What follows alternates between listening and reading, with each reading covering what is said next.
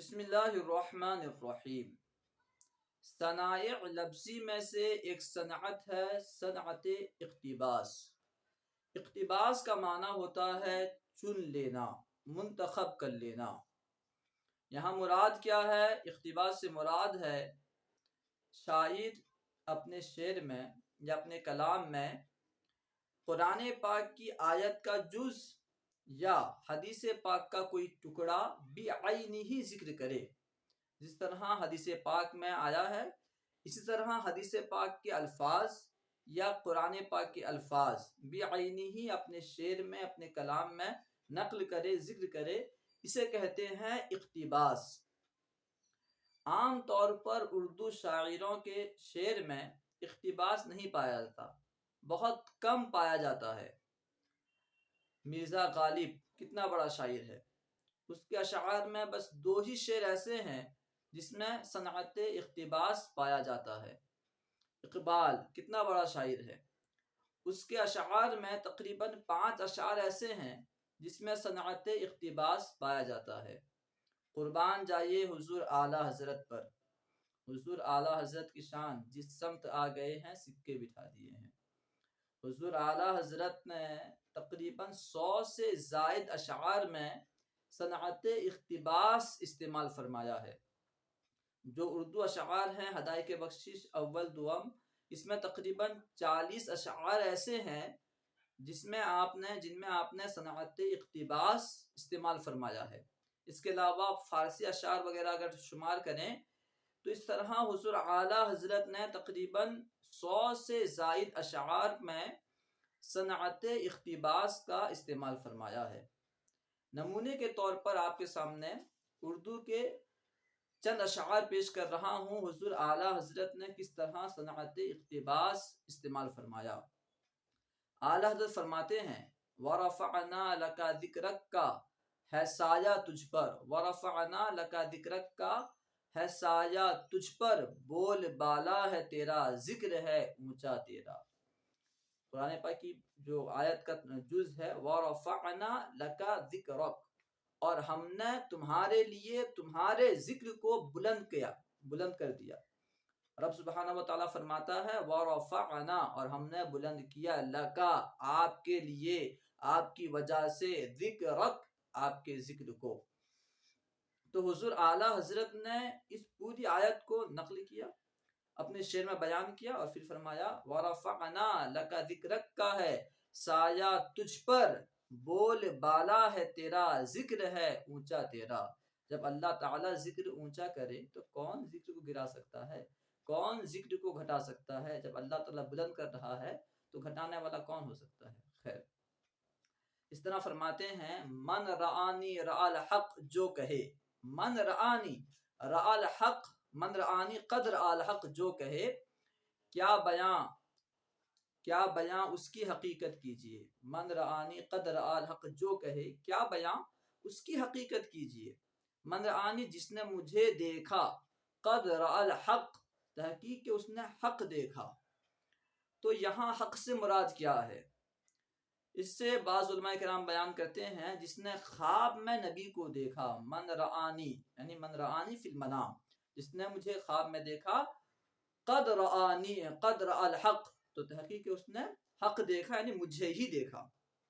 لیکن بعض علماء بیان کرتے ہیں یہاں حق سے مراد رب سبحانہ و تعالی ہے۔ یہ حدیث جو ہے بخاری شریف کی حدیث پاک ہے، یعنی جس نے مجھے دیکھا تحقیق کہ اس نے اللہ سبحانہ و تعالی کو دیکھا۔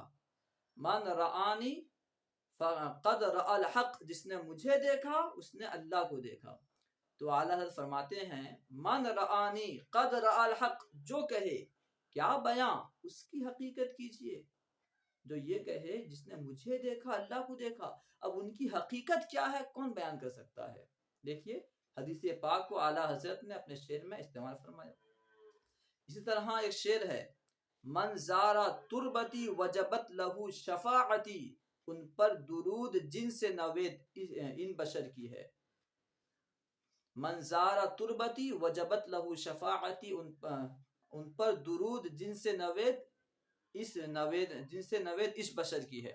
یعنی یہ جو حدیث پاک ہے من زارا قبری، عام طور پر یہی الفاظ ملتے ہیں، من زارا قبری وجبت لہو شفاعتی. ہو سکتا ہے کہ بعض کتب میں من زارا تربتی ہو، تو حضور اعلیٰ حضرت نے تربتی استعمال کیا. من زارا تربتی وجبت لہو شفاعتی، ان پر درود جن سے یہ نوید ان بشر کی ہے، جن سے یہ خوشخبری ہے، جس نے یہ کہا کہ جس نے میرے روزے کی زیارت کی، میری تربت کی زیارت کی، اس کے لیے میری شفاعت واجب ہو گئی. جس نے یہ خوشخبری سنائی ان پر درود ہو، ان پر درود جن سے نوید ان بشر کی ہے. آگے فرماتے ہیں ایک شعر ہے، لیلۃ القدر میں مطلع الفجر حق، لیلۃ القدر میں مطلع الفجر حق، مانگ کی استقامت پہ لاکھوں سلام. لیلۃ القدر مطلع فجر حق، سورہ قدر سے حضور اعلیٰ حضرت نے اقتباس کیا. لیلۃ القدر، قدر کی رات. حضور اعلیٰ حضرت نے یہاں نبی پاک کے گیسو مبارک کو لیلۃ القدر کہا کہ نبی پاک کے جو گیسو مبارک ہیں یہ لیلۃ القدر کی طرح ہیں. نہیں، سیاہی میں جس طرح رات سیاہ ہوتی ہے، سیاہی میں اعلیٰ حضرت نے تشبیہ دی.